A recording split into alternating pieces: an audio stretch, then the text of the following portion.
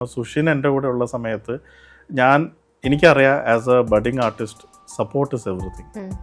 അതുകൊണ്ട് ഞാൻ ഡെഫിനറ്റ്ലി പുള്ളിയുടെ എല്ലാ രീതിയിലും പുള്ളിയെ സപ്പോർട്ട് ചെയ്ത് വേണ്ടുന്ന എല്ലാ എൻകറേജ്മെൻറ്റും കൊടുത്തു.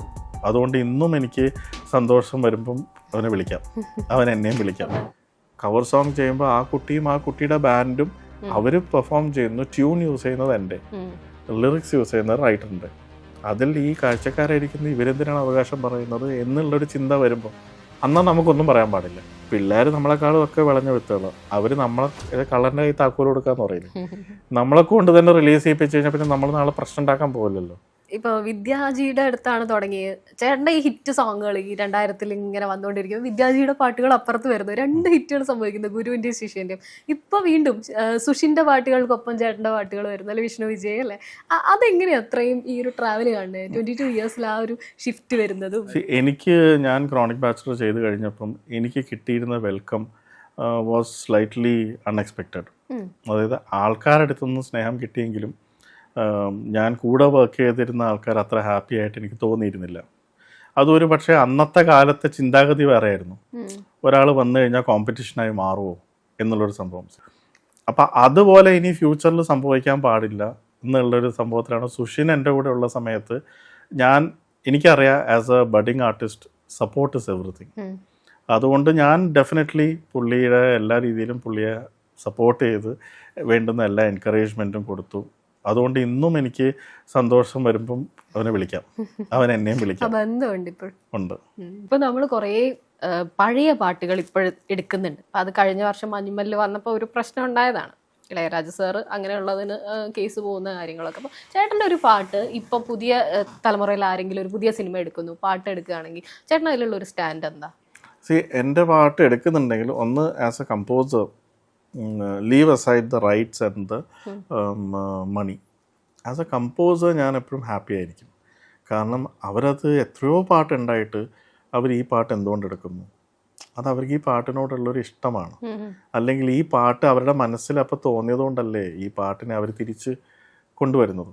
അത് ഞാൻ ഡെഫിനറ്റ്ലി മാനിക്കുന്നു. അത് റെസ്പെക്റ്റ് ചെയ്തുകൊണ്ട് തന്നെ ആ പാട്ട് എടുക്കുന്ന സമയത്ത് ആ പാട്ടിന് എടുക്കുന്നതിൻ്റെ ഒരു പ്രതിഫലം കൊടുക്കുന്നുണ്ടെങ്കിൽ അതിൽ നമുക്ക് യാതൊരു പങ്കുമില്ല. അത് റിലീസ് ചെയ്ത കമ്പനിക്ക് മാത്രമാണ് അതിൻ്റെ മുകളിൽ റൈറ്റ്സ് എന്ന് പറയുമ്പോൾ നമുക്കൊരു വിഷമം. അതായത് അതേ വേർഷനാണ് പ്ലേ ചെയ്യുന്നുണ്ടെങ്കിൽ നമുക്ക് മനസ്സിലാക്കാം.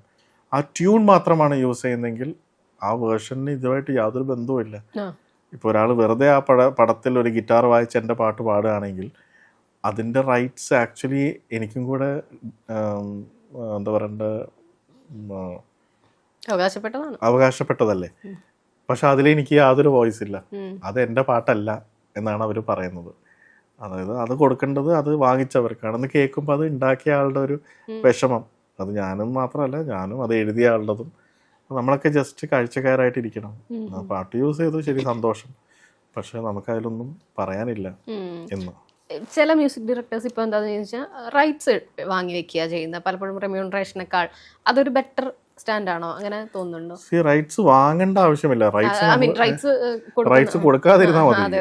റൈറ്റ്സ് വാങ്ങല്ല ചെയ്യുന്നത്, റൈറ്റ്സ് കൊടുക്കുന്നില്ല. നിങ്ങൾക്ക് റൈറ്റ്സ് ഞാൻ തരാം, എൻ്റെ പാട്ട് ഈ പടത്തിന് യൂസ് ചെയ്യാനുള്ള റൈറ്റ്സ് ഞാൻ തരാം, ഇത് ഞാൻ വർക്ക് ചെയ്യുന്നതിന് എനിക്ക് വരുന്ന ചെലവും റെമ്യൂണറേഷനും ഇതാണ് എന്ന് പറഞ്ഞ് ആ പടത്തിന് യൂസ് ചെയ്യുമ്പോൾ ആ പടം എവിടെയൊക്കെ പ്ലേ ചെയ്യുന്നോ അല്ലല്ല അതിൻ്റെയൊക്കെ സംഭവം നിങ്ങൾക്ക് തന്നതാണ്. അതിലൊക്കെ അതിൽ കമ്പോസേഴ്സ് റോയൽറ്റി മാത്രം മതി.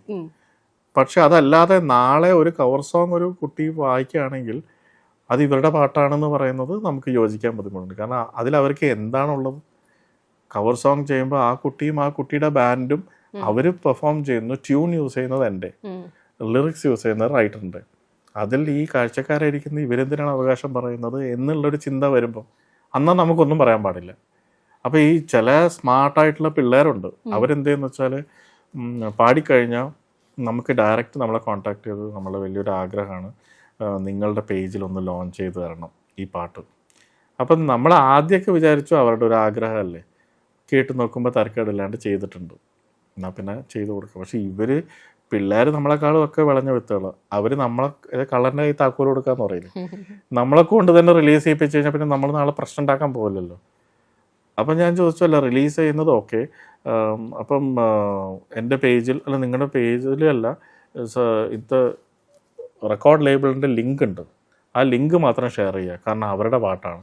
അപ്പോഴാണ് ചോദിച്ചിട്ട് അതെന്ത് സംഭവം, ഞാനൊന്നും പറയുന്നില്ല, അവരുടെ പാട്ടാന്ന് പറയുമ്പോൾ അതൊന്നും സംസാരിക്കണമല്ലോ എന്ന് പറഞ്ഞ് അങ്ങനെ ഒരിക്കൽ സംസാരിക്കാൻ പോയപ്പോഴാണ് റെക്കോർഡ് ലേബിൾ പറഞ്ഞത് നിങ്ങൾക്ക് അതിനുള്ള കറക്റ്റ് പ്രതിഫലം തന്നെയല്ലേ, പിന്നെ ഇപ്പം എന്താണ് അവകാശം പറഞ്ഞുകൊണ്ട് വരുന്നത് എന്നുള്ളൊരു ചോദ്യം ഞാൻ കേട്ടിട്ടുണ്ട്.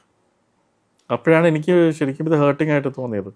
ഇപ്പം കുറച്ചും കൂടി മ്യൂസിക് ഡയറക്ടേഴ്സിന് ഇപ്പം, കാരണം എന്താ വെച്ചാൽ പണ്ട് ആൾക്കാർ പണ്ട് ഇപ്പോൾ ഒരു 4-5 വർഷമായിട്ടേ ഉള്ളൂ മലയാളത്തിൽ മൂവീസ് ചെയ്യുമ്പോൾ കോൺട്രാക്ട് സൈൻ ചെയ്യും.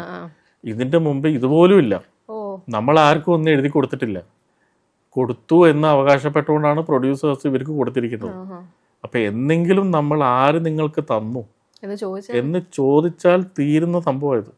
കാരണം അങ്ങനെ ഒരു കോൺട്രാക്ട് മലയാള സിനിമ തുടങ്ങിയ കാലം തൊട്ടില്ല. അങ്ങനെ വന്നു കഴിഞ്ഞാൽ പാവം മരിച്ചുപോയ പല മ്യൂസിക് ഡയറക്ടേഴ്സിൻ്റെ ഫാമിലീസിൽ ഇപ്പോൾ പോകുന്നത് കോടികളായിരിക്കും. അവരാരും എഴുതി കൊടുത്തിട്ടില്ല. ഇപ്പോഴല്ലേ തുടങ്ങിയത് ഈ കോൺട്രാക്ട്. അങ്ങനത്തെ ഒരു സംഭവം വന്നിട്ടുണ്ടെങ്കിൽ, പക്ഷെ അതെനിക്ക് അറിഞ്ഞൂടാ, somebody has to move towards it. ചില ഡയറക്ടേഴ്സിന് മ്യൂസിക്കിനെ പറ്റി ഭയങ്കര ധാരണ ഉണ്ടായിരിക്കും, അവർക്ക് കൃത്യം മ്യൂസിക് പഠിച്ച ആൾക്കാരും ഉണ്ടാവാമല്ലോ, അതൊന്നും അല്ലാത്ത ആൾക്കാരുണ്ട്. ഇപ്പോൾ ചേട്ടൻ ഇത്രയും വർഷത്തെ എക്സ്പീരിയൻസിൽ എത്ര അറിവ് വേണം ഒരു ഡയറക്ടർക്ക് മ്യൂസിക്കിനെ പറ്റി? അവരുടെ പടം എങ്ങോട്ടാണ് പോകുന്നത് എന്നുള്ളൊരു ക്ലിയർ കട്ട് പിക്ചർ അവർക്കുണ്ടെങ്കിൽ മ്യൂസിക് അറിയണമെന്നില്ല. അവരുടെ പടത്തിൽ ഈ കൊടുക്കുന്ന സാധനം ചേരുവോ ഇല്ലയോ എന്ന് പറയാനുള്ളൊരു സംഭവം വേണം. അതൊന്നും അറിയാതെ അവരിപ്പോൾ അതെടുത്ത് ഓക്കെ എന്ന് പറഞ്ഞിട്ട് അവർ പുറത്ത് പോയി വേറെ ആരെയും കേൾപ്പിച്ചാൽ അവർക്ക് ഇഷ്ടപ്പെട്ടില്ലെങ്കിൽ തിരിച്ച് നമ്മളെടുത്ത് വന്നിട്ട് പുറത്തുനിന്നുള്ള അഭിപ്രായം ഇതാണെന്ന് പറയുമ്പം അവിടെ ഡയറക്ടറിന് ഒരു ഡിസിഷൻ മേക്കിംഗ് ഇല്ല, പുള്ളിയുടെ പടം എങ്ങനെ ഇരിക്കണം എന്നുള്ളൊരു വിഷൻ ഇല്ല എന്ന് മനസ്സിലാവും. അപ്പോൾ അതിൽ അറിവ് വേണമെന്നില്ല, തീരുമാനം എടുക്കാനുള്ളൊരു കഴിവുണ്ടായാൽ മതി സ്വയം. അപ്പോൾ അങ്ങനെ തീരുമാനം എടുത്തൊരു ഡയറക്ടർ ആണെങ്കിൽ ആ പടത്തിലുള്ള എല്ലാ കാര്യങ്ങൾക്കും വളരെ നല്ല വ്യക്തത ഉണ്ടെന്ന് നമുക്ക് മനസ്സിലാവും. ഇതിപ്പം ഒന്നുമില്ലാത്ത ഒരാളുടെ, ഒന്നും അറിയാത്ത ഒരാളുടെ അടുത്ത് നമുക്ക് വർക്ക് ചെയ്യാൻ ഒരു പ്രശ്നമില്ല. കാരണം അയാൾക്ക് ഒന്നും അറിയില്ലെങ്കിലും അയാൾക്ക് നമ്മളുടെ മുകളിലൊരു ഫെയ്ത്ത് ഉണ്ട്. അതുമാതിരി എല്ലാം അറിയുന്ന ആളുടെ കൂടെയും വർക്ക് ചെയ്യാൻ എളുപ്പമാണ്, അയാൾക്ക് ക്ലിയർ ആയിട്ട് പറഞ്ഞുതരാൻ പറ്റും. ഇതിൻ്റെ ഇടയിലുള്ള ആൾക്കാരുണ്ട്, കുറച്ചറിയാം, ബാക്കി നാട്ടുകാരുടെ അഭിപ്രായം എടുത്തിട്ട് ഇങ്ങോട്ട് വരുന്നത്, അതാണ് ഏറ്റവും ഡേഞ്ചർ. അപ്പോൾ എനിക്ക് ഇപ്പം കുറേയൊക്കെ യൂസ്ഡായി. പിന്നെ ഇപ്പം ഞാൻ മനസ്സിലാക്കുന്നത് കുറച്ചും കൂടിയും ടെക്നിക്കലിയും മ്യൂസിക്കലിയും എല്ലാം വളരെ ധാരണയുള്ള ഡിറക്ടേഴ്സ് കുറേ ഉണ്ട് ഇപ്പോഴത്തെ, എസ്പെഷ്യലി ന്യൂ ഏജ് ഡിറക്ടേഴ്സ്. എന്ന് വെച്ചുകൊണ്ട് പഴയ ഡയറക്ടേഴ്സ് അറിയില്ല എന്നല്ല, പഴയ ഡയറക്ടേഴ്സിൽ ഈ മിക്സ് ഉണ്ടായിരുന്നു, നമുക്ക് പെട്ടെന്ന് ഗേജ് ചെയ്യാൻ പറ്റില്ല. ഇന്നത്തെ പടങ്ങളും ഇന്നത്തെ ചില ആൾക്കാർ എടുക്കുന്ന രീതി കണ്ടാൽ നമുക്കറിയാം ഡിഫറെൻ്റ് ആണ്, പക്ഷെ വ്യക്തമായ ഒരു ധാരണയുണ്ട് അവർക്ക്. അപ്പോൾ which is a good sign. ഒരു റെഫറൻസ് ഒക്കെ വെച്ചിട്ടായിരിക്കും അല്ലേ പലരും പുറത്തുനിന്നുള്ള റെഫറൻസ് ഒക്കെ ആലോചിച്ച് നിങ്ങളെ അപ്രോച്ച് ചെയ്യുമ്പോൾ പോലും, നമ്മൾ അപ്രോച്ച് ചെയ്യുമ്പോൾ പോലും ചില സമയത്ത് ചില ഡയറക്ടേഴ്സ് പറയും ഈ പടത്തിൻ്റെ മൊത്തത്തിലുള്ളൊരു ടിൻറ്റ്, ഈവൻ വിഷ്വൽ ടിൻറ്റ് ഒരു ബ്രൗണിഷ് ആയിരിക്കും അല്ലെങ്കിൽ ഒരു ബ്ലൂയിഷ് ആയിരിക്കും, എന്നാലേ ഈ കഥയുടെ ആ ഒരു ഫീല് നമുക്ക് കാണുമ്പോൾ. അപ്പം ഞാൻ നോക്കുമ്പോൾ ഷൂട്ട് ചെയ്യുന്നതിന് മുമ്പേ DI കഴിഞ്ഞിട്ട് വരുന്ന പിക്ചർ എങ്ങനെയാണെന്ന് വരെ അയാളുടെ മനസ്സിലുണ്ട്. ഇങ്ങനെ പറയുന്ന ഡയറക്ടേഴ്സിനോടൊക്കെ നമുക്ക് വർക്ക് ചെയ്യാൻ ഭയങ്കര എക്സൈറ്റിംഗ് ആണ്. ആഡം ജോണിൽ അതുപോലെ ചേട്ടൻ കോളേജ് കാലത്തെങ്ങോ ചെയ്തൊരു മ്യൂസിക് വീണ്ടും അവതരിപ്പിച്ചു എന്ന് കേട്ടിട്ടുണ്ട്. അതും പുള്ളിയുടെ തന്നെ ഒരു സജഷൻ ആയിരുന്നു. പുള്ളിക്ക് എങ്ങനെ അറിയായിരുന്നു അത്?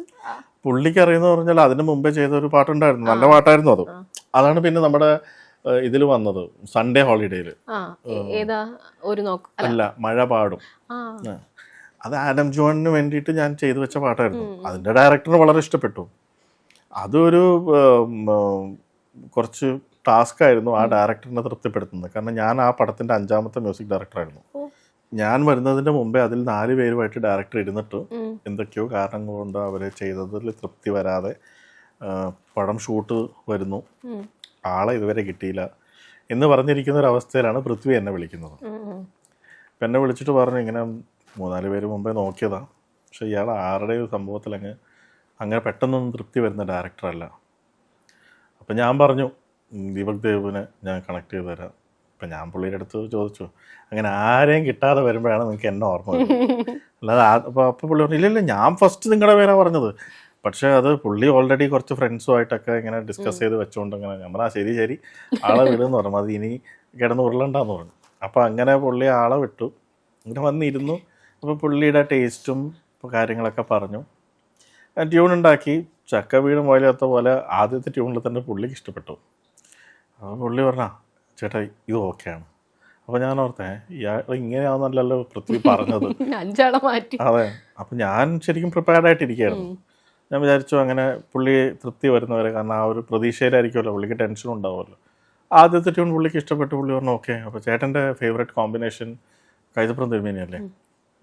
ഞാൻ പറഞ്ഞ അപ്പോൾ അങ്ങനെയാണെങ്കിൽ ഞാനത് അദ്ദേഹത്തെ വിളിച്ച് സംസാരിക്കാം, ഈ ട്യൂൺ അയച്ചു കൊടുക്കട്ടെ പുള്ളിക്ക്. ഞാൻ പറഞ്ഞാൽ എങ്ങനെയാ വെച്ചാൽ എന്നാൽ എനിക്കിപ്പോൾ ഇത് ഫോണിൽ അയച്ചു തരുമെന്ന് വെച്ചാൽ ഞാൻ അയച്ചു കൊടുത്തു. അങ്ങനെ പുള്ളി അവിടെ നിന്ന് വന്ന് ഒരു 3-4 മണിക്കൂറിനുള്ളിൽ പുള്ളി പോയി. 3-4 മണിക്കൂർ എടുത്തു പാട്ടുണ്ടാക്കാൻ. അത് കഴിഞ്ഞ് പുള്ളി പോകുന്ന വഴിക്ക് പൃഥ്വിനെ വിളിച്ചു പറഞ്ഞു, അല്ല പോയ ഉടനെ തന്നെ ഞാൻ പൃഥ്വിയെ വിളിച്ചു. എന്തായി ഉടയ്ക്കോ? ഞാൻ പറഞ്ഞ ഡയറക്ടർ പോയി ഉടയ്ക്കോ? ഞാൻ പറഞ്ഞില്ല, നമ്മളെടുത്താ കളി എന്ന് ഞാൻ പറയാം. പുള്ളി എന്ത്? ഞാൻ പറഞ്ഞു അതൊക്കെ ഓക്കെ ആക്കി പോയി. പുള്ളി ഓക്കെ ആക്കിയോ? ആര് ജിനോ? ഞാൻ പറഞ്ഞാൽ ഓക്കെ ആക്കി. അപ്പോൾ പുള്ളി പറഞ്ഞു ആ ട്യൂണൊന്ന് അയച്ചൊന്ന് ഞാനൊന്ന് കേൾക്കട്ടെ, ഇത് എന്താണ് ഈ സംഭവം എന്ന്. ഞാൻ പറഞ്ഞു അത് പുള്ളി ഓക്കെയാ, ഇനിയിപ്പോൾ അത് തിരുമേനിക്ക് അയച്ചാൽ മതി. അപ്പോൾ പറഞ്ഞാൽ നിങ്ങൾ എനിക്കും കൂടി ഒന്ന് അയക്ക്. ഞാൻ പറഞ്ഞു ഇപ്പം എൻ്റെ ശബ്ദത്തിലാണ് ഉള്ളത്, നിങ്ങൾക്ക് ഇഷ്ടപ്പെടണം, കാരണം പുള്ളിക്ക് എൻ്റെ ശബ്ദം ഇഷ്ടേ അല്ല. ആ ഞാൻ പറഞ്ഞു ഇപ്പം എൻ്റെ ശബ്ദത്തിലാണ്. അവിടെ ആ ഒന്നും കുഴപ്പമില്ല, ഞാൻ എത്ര സഹിച്ചിരിക്കുന്നു, നിങ്ങൾ അയക്കുമെന്ന് പറഞ്ഞു. ഞാൻ അയച്ചു കൊടുത്തപ്പോൾ പുള്ളി ഉടനെ തന്നെ എന്നെ വിളിച്ച് ഇത് ജിനു ഓക്കെ അടിച്ചോ? പറഞ്ഞാൽ ഓക്കെ അടിച്ചു, ഇതിലെന്താ കുഴപ്പം? ശരി എന്ന് പറഞ്ഞ് വെച്ചു. പിന്നെ പുള്ളി ജിനുവിനെ വിളിച്ചു. അയാൾ നിങ്ങളെ പറ്റിച്ചു, ഇതല്ല നമ്മുടെ പടത്തിലെ ട്യൂൺ, ഇത് ഇങ്ങനത്തെ ട്യൂണല്ല നമ്മുടെ പടത്തിൽ. അപ്പോൾ ജിനു പറഞ്ഞു ഇതല്ലേ? അപ്പോൾ ജിനു പറഞ്ഞല്ലോ പക്ഷേ നമ്മളിപ്പോൾ ഈ വന്ന് കേട്ട കൂട്ടത്തിലെല്ലാം വെച്ച് നോക്കുമ്പോൾ എനിക്കിത് ഇഷ്ടപ്പെട്ടു. അപ്പോൾ പൃഥ്വി പറഞ്ഞു അത് ആ കേട്ട കൂട്ടത്തിലൊക്കെ ഇത് ചിലപ്പോൾ നല്ലതായിരിക്കാം, പക്ഷെ നമ്മുടെ പടത്തിന് ഇയാൾക്ക് ഇതിനേക്കാളും നല്ല സാധനം വരും, എനിക്ക് അറിയുന്ന മാതിരി നിങ്ങൾക്ക് അറിയോ പുള്ളിയെ എന്നൊക്കെ പറഞ്ഞു. എന്നിട്ട് അപ്രൂവ് ആയ ട്യൂൺ പുള്ളി കയറി അത് ശരിയാവില്ല എന്ന് പറഞ്ഞു. എന്നിട്ട് എൻ്റെ അടുത്ത് വിളിച്ചു പറഞ്ഞു നമുക്ക് ഇത് നല്ല ട്യൂൺ നല്ലതാണെന്ന് ഞാൻ പറയില്ല, ഈ പടത്തിൻ്റെ ഒരു കോണ്ടെക്സ്റ്റിൽ ഈ ട്യൂൺ ആയിരിക്കില്ല അവർക്ക്, പിന്നെ ഏത് ട്യൂണാണ് വേണ്ടതെന്ന് വെച്ചു. അപ്പോൾ പുള്ളി പറഞ്ഞു അത് നമ്മൾ ഈ എനിക്കത് പറയാൻ അറിഞ്ഞുകൂടാന്ന് പറഞ്ഞിട്ട് ഞാനൊരു 4-5 പാട്ടുകൾ അയച്ചു തരാമെന്ന് പറഞ്ഞു. പുള്ളി അയച്ചു തന്നതൊക്കെ ഈ നൊസ്റ്റു ഫീലുള്ള പഴയ ലേറ്റ് 90s തമിഴ് പാട്ടുകൾ, അങ്ങനത്തെ പാട്ടുകൾ അയച്ചു. അപ്പോൾ ഞാൻ പറഞ്ഞു പൃഥ്വി ഇതൊരു late 90s early 2000 type of ട്യൂൺസാണ്, ഈ ട്യൂൺസിൽ നിന്നും ഇവോൾവ് ചെയ്ത് കുറേ മുമ്പോട്ട് പോയില്ലേ ഇപ്പം. അപ്പോൾ പുള്ളി പറഞ്ഞു അല്ല പക്ഷേ ഇത് കറക്റ്റാണ്. ഞാൻ പറഞ്ഞു ഇതുപോലത്തെ പാട്ടുകൾ പണ്ട് ഞാൻ ഇഷ്ടം പോലെ ഉണ്ടാക്കി. പുള്ളി പറഞ്ഞു എന്നാൽ പിന്നെ അതുപോലത്തെ ഒന്നും ഇപ്പം ഉണ്ടാക്കി പറഞ്ഞു. ഞാൻ പറഞ്ഞു അല്ല ഉണ്ടാക്കിയത് തന്നെ ഇറക്കാത്ത ചിലപ്പോൾ എൻ്റെ കയ്യിലുണ്ടാവും, ഞാനൊന്ന് നോക്കട്ടെ എന്ന് പറഞ്ഞു. അപ്പോൾ ഞാനെങ്ങനെ നോക്കിയപ്പോൾ എൻ്റെ കളക്ഷനിൽ പണ്ട് ഞാൻ റെക്കോർഡ് ചെയ്തിട്ട് എവിടെ ഉപയോഗിക്കാതെ ആദ്യം കോളേജിൽ പഠിക്കുന്ന കാലത്തൊക്കെ ഉണ്ടാക്കില്ലേ 90s SH. അപ്പോൾ ആ ഒരു പാട്ട് പുള്ളിക്ക് അയച്ചു കൊടുത്തു. ഞാൻ പറഞ്ഞു ഇത് എളുപ്പപ്പണിയായിട്ട് കാണരുത്, ഞാൻ അടുത്ത ട്യൂൺ ഞാൻ ഉണ്ടാക്കാം, ഇത് കയ്യിലുള്ളൊരു സാധനം അയച്ചെന്നേ ഉള്ളൂ. അപ്പോൾ പുള്ളിക്ക് അയച്ചു കൊടുത്ത് പുള്ളി വിളിച്ചിട്ട് പറഞ്ഞു ഇതെപ്പോൾ ഉണ്ടാക്കിയെന്ന് പറഞ്ഞത്? ഞാൻ പറഞ്ഞു 90s. നിങ്ങൾ 90s ഉണ്ടാക്കിയ വേറെ വല്ല പാട്ടുകളുണ്ടോ കയ്യിൽ? ഞാൻ ചോദിച്ചു ഇല്ല, എന്താണ്? അങ്ങനെയാണെങ്കിൽ നിങ്ങൾ ഇനി അത് ഇറക്കിയാൽ മതി, നിങ്ങൾ പുതിയതായിട്ടൊന്നും ഉണ്ടാക്കണ്ട, നിങ്ങളുടെ 90s ട്യൂൺ എനിക്കിഷ്ടം, ഇതാണ് നമ്മുടെ പാട്ടിലെ ട്യൂൺ. നമ്മൾ പക്ഷേ ഇതിന് ഞാനൊന്നും ചെയ്തിട്ടില്ല, നിങ്ങളൊന്നും ചെയ്യണ്ട, എനിക്ക് ഓക്കെ, ഞാനിത് ജിനുവിനൊന്ന് അയച്ചു കൊടുക്കട്ടെ എന്ന് പറഞ്ഞു. പുള്ളി ജിനുവിന് അയച്ചു കൊടുത്തപ്പോൾ ജിനുവിനും ഞാൻ കൊടുത്ത പാട്ടിനേക്കാളും ഈ പാട്ടാണ് ഈ പടത്തിന് കറക്റ്റായിട്ട് ചേരുന്നത് ജിനുവിന് തോന്നി. അവിടെയും പുള്ളി പ്രൊഫഷണൽ ആയിട്ടോ, ഡയറക്ടറിന് ഇഷ്ടപ്പെടാതെ പുള്ളി അത് ഓക്കെ ആവില്ല. പക്ഷെ ആ പുള്ളിയുടെ ആ ഒരു കൺവിക്ഷനില്ലേ ഈ പടത്തിന്, പുള്ളിയുടെ ഡിസിഷൻ മേക്കിംഗ് ഞാൻ എപ്പോഴും റെസ്പെക്ട് ചെയ്യുന്നത്. അത് ഉള്ളിലുണ്ട്. അതുകൊണ്ടാണ് പുള്ളി ആ ഒരു സംഭവം ഇതാണ് കറക്റ്റ് എന്ന് പലപ്പോഴും നമുക്കത് എക്സ്പീരിയൻസ് ഉണ്ട്. പുള്ളി പറഞ്ഞൊരു കാര്യം കറക്റ്റായിട്ട് ഫോളോ ചെയ്യുമ്പം അതിന്റെ റിസൾട്ട് നന്നായിട്ട് വന്നിട്ടുണ്ട്. അത് ആ പാട്ടാണോ ഈ കാറ്റ് വന്ന് കാതിൽ? അതിനും വേറെ തന്നെ ഒരു ഫാൻ ബേസ് ഉള്ള പാട്ടാണ്. പിന്നെ ഞാൻ പുള്ളി എപ്പോഴും, പിന്നെ ആ വർഷത്തെ ബെസ്റ്റ് മ്യൂസിക് ഡയറക്ടർ അവാർഡ് എനിക്ക് കിട്ടിയത് സൺഡേ ഹോളിഡേയുടെ മഴ പാടും, മാറ്റി റിജക്റ്റ് ആയ പാട്ട്. അപ്പോൾ ഞാൻ പുള്ളി എടുത്ത് പറഞ്ഞാൽ നിങ്ങൾ വേണ്ടാന്ന് പറഞ്ഞ തല്ലിപ്പൊളി പാട്ടിന് ബെസ്റ്റ് സോങ്ങിൻ്റെ അവാർഡ് കിട്ടി.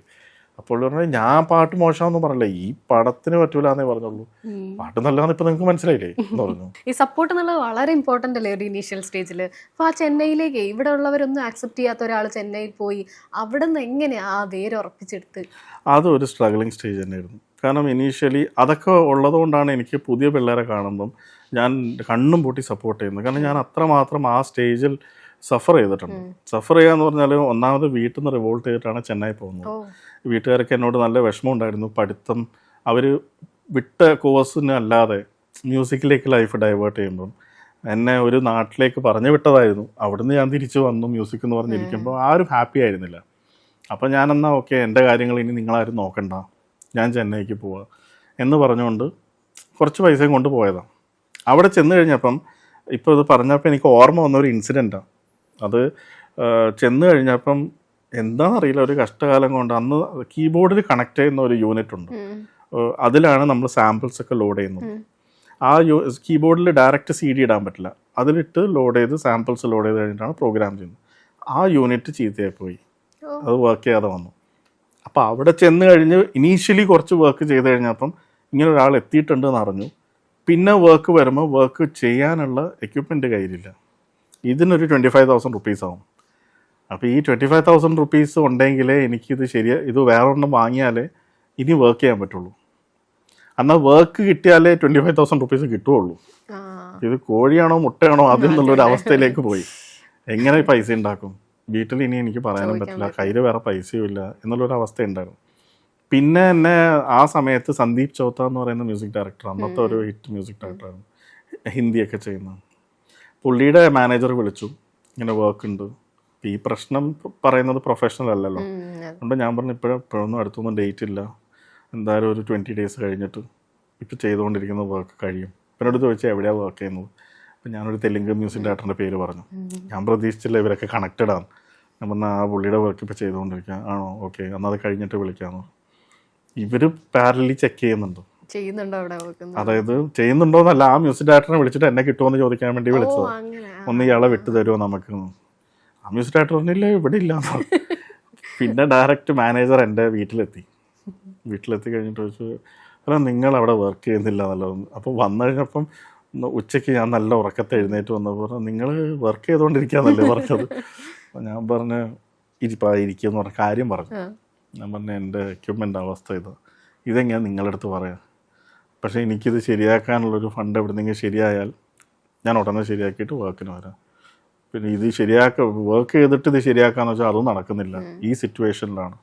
പുള്ളി ഉടനെ ചെന്ന് ആ മ്യൂസിക് ഡയറക്ടറിനെ വിളിച്ചു. എനിക്ക് പറഞ്ഞു ഇതാണ് ആളുടെ പ്രശ്നം, അതാണ് മുങ്ങി നടക്കുന്നതെന്ന് പറഞ്ഞു. അപ്പോൾ ആ മ്യൂസിക് ഡയറക്ടർ പറഞ്ഞു, പുള്ളിക്ക് എത്ര വേണ്ട? 25,000 അല്ലേ?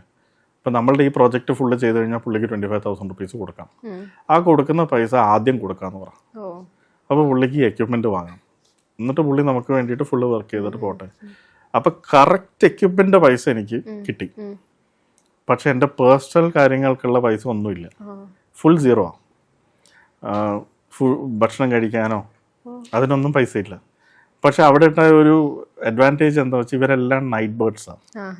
അപ്പോൾ വൈകിട്ട് 5 മണി 6 മണി ആകുമ്പോൾ ഒരു പുള്ളിയുടെ ഒരു മെർസിഡീസിൻ്റെ ഒരു മറ്റേ വാനുണ്ട്. അത് KK നഗറിൽ ഞാൻ താമസിക്കുന്ന സ്ഥലത്ത് വരും, എന്നെ പിക്ക് ചെയ്യും. പുള്ളിയുടെ വീട്ടിൽ ബീച്ച് സൈഡാണ്, ഒരു റിസോർട്ട് പോലത്തെ ഒരു വലിയൊരു വീടുണ്ടാക്കി വെച്ചിട്ടുണ്ട്. അവിടെ വെച്ച വർക്ക്, അവിടെ ഫുൾ മ്യൂസീഷ്യൻസ്. അപ്പോൾ അവിടെ ഈ വണ്ടിയിൽ പോകും. ചെന്ന് കഴിഞ്ഞ് ഇറങ്ങി ഉടനെ തന്നെ വയറ് നിറച്ചും ഭക്ഷണം കഴിക്കാം. മറ്റേ ഉള്ളി സാമ്പാർ, ദോശ, ചെന്നൈ ടൈപ്പ്. അപ്പോൾ അതൊക്കെ കഴിച്ച് വയറ് നിറഞ്ഞു കഴിഞ്ഞ് പിന്നെ ഒരൊറ്റ ഇരിപ്പാണ് പിറ്റേ ദിവസം രാവിലെ വരെ കീബോർഡുമായിട്ട് ഇരുന്ന് കഴിഞ്ഞ് ഒരു 8 മണിയാകുമ്പം ഇതേ വണ്ടി വരും, തിരിച്ച് KK നഗറിൽ എന്നെ കൊണ്ടുപോയി ആക്കും. അപ്പം ഞാൻ ഈ രാത്രി മുഴുവൻ വർക്ക് ചെയ്ത ക്ഷീണത്തിൽ വന്ന ഉടനെ തന്നെ കിടന്നുറങ്ങും. വൈകിട്ട് 5:30 ആകുമ്പോഴേക്കും ഞാൻ എഴുന്നേക്കും, തിരിച്ച് വിശപ്പ് വരും, അപ്പോഴേക്ക് വണ്ടി വരും. അങ്ങനെ വണ്ടി വന്നു. അപ്പം പ്രധാനമായിട്ടും ഞാൻ പോകുന്നത് ഭക്ഷണം കഴിക്കാനാണ്, കാരണം വേറെ പൈസ കയ്യിലില്ല, വർക്ക് നടക്കുന്നുണ്ട്. അപ്പം ഞാൻ അവിടെ ഇങ്ങനെ ഒരാഴ്ച പോയപ്പം ഞാൻ നല്ല ഹാപ്പിയായി. വർക്ക് ഇനിയും കുറച്ച് ദിവസം പിടിക്കും. അങ്ങനെ ഒരു വെള്ളിയാഴ്ച ഇതേമാതിരി എന്നെ രാവിലെ വണ്ടി വന്നിറക്കി. വെള്ളിയാഴ്ച വൈകിട്ടാകുമ്പോഴേക്കും ഞാൻ ഉറങ്ങി എഴുന്നേറ്റു. ഫുൾ ഡേ ഉറങ്ങുമല്ലോ, രാത്രി ഫുള്ള് വർക്ക് ചെയ്യുന്നുണ്ട്. ഇങ്ങനെ എഴുന്നേറ്റ് തിരിച്ച് നല്ല വിശപ്പ് വന്നപ്പം വണ്ടി വരുന്നില്ല. അപ്പോൾ ഫോൺ വന്നു. Music director, Deepak good news, ഇന്ന് ഫ്രൈഡേ എൻജോയ്, നോ വർക്ക് എന്ന് പറഞ്ഞു. അപ്പം ഞാൻ ഉടനെ വയറിലാണ് പിടിച്ചു, ദൈവമേ വർക്ക് ഇല്ലേ, അപ്പം ഭക്ഷണമോ. അപ്പോൾ പുള്ളി പറഞ്ഞു ഇനി മൺഡേ വന്നാൽ മതി, സാറ്റർഡേ സൺഡേ ലീവ്, ഇങ്ങനെ കുറച്ച് ഒരാഴ്ചയായിട്ട് കണ്ടിന്യൂസ് വർക്ക് തരുമല്ലേ, 3 days എൻജോയ് എന്ന് പറഞ്ഞു. അപ്പം ഭക്ഷണം കഴിക്കാൻ പൈസ ഇല്ല. അപ്പം അങ്ങനത്തെ ഒരു സിറ്റുവേഷൻ എൻ്റെ ലൈഫിലെ ഏറ്റവും ഹേർട്ടിങ് വേഴ്സ്റ്റ് സിറ്റുവേഷനാണ്. അപ്പോൾ അന്നത്തെ ദിവസം പിന്നെ ഞാനത് പിടിച്ചു നിർത്തി. നെക്സ്റ്റ് ഡേ മോർണിംഗ് നമ്മളുടെ തൊട്ടടുത്ത് എല്ലായിടത്തും ഉണ്ടാവുമല്ലോ ഒരു നായറിൻ്റെ ടീ ഷോപ്പ്. അങ്ങനെ ഒരു രാമൻ ചേട്ടൻ്റെ ടീ ഷോപ്പ് നമ്മുടെ വീടിൻ്റെ തൊട്ടടുത്തുണ്ട്. അവിടെ നിന്നാണ് ചായ കുടിച്ച് അവരെ പോവാറ്. അപ്പം ഞാനിങ്ങനെ ആലോചിച്ച് രാമൻ ചേട്ടൻ്റെ അടുത്ത് ചോദിച്ച് ഇങ്ങനെ ക്രെഡിറ്റ് പറയണോ, അടുത്ത ആഴ്ച തരാമെന്നോ വല്ലതും. പക്ഷെ അപ്പോഴും എനിക്കറിയാം അടുത്ത ആഴ്ച എനിക്കൊന്നും കിട്ടില്ല, കാരണം എൻ്റെ റെമ്യൂണറേഷൻ ഞാൻ വാങ്ങിച്ചു കഴിഞ്ഞു. അങ്ങനെ ഇത് എങ്ങനെ ചോദിക്കും എന്ന് മടിച്ച് പുള്ളിയുടെ കടയുടെ മുമ്പിലൊക്കെ പോയി ഇങ്ങനെ നിന്നു. അപ്പോൾ ഞാനിത് ചോദിക്കാനൊരു മടി, ഇങ്ങനെ വെറുതെ ചായ തരുമോന്ന്. അപ്പം ഞാനത് ചോദിക്കാതെ ഇരിക്കുന്ന സമയത്ത് പുള്ളി വന്നിട്ട് എൻ്റെ മുമ്പിലൊരു ചായ വെച്ചിട്ട് ഇവിടെ ഇരിക്കുക, ചായ കുടിക്കുമെന്ന് പറഞ്ഞു. അപ്പോൾ ഞാൻ പുള്ളിയുടെ അടുത്ത് പറഞ്ഞു എനിക്കിങ്ങനെ ചായക്ക് ഇപ്പോൾ തരാൻ പൈസയില്ല.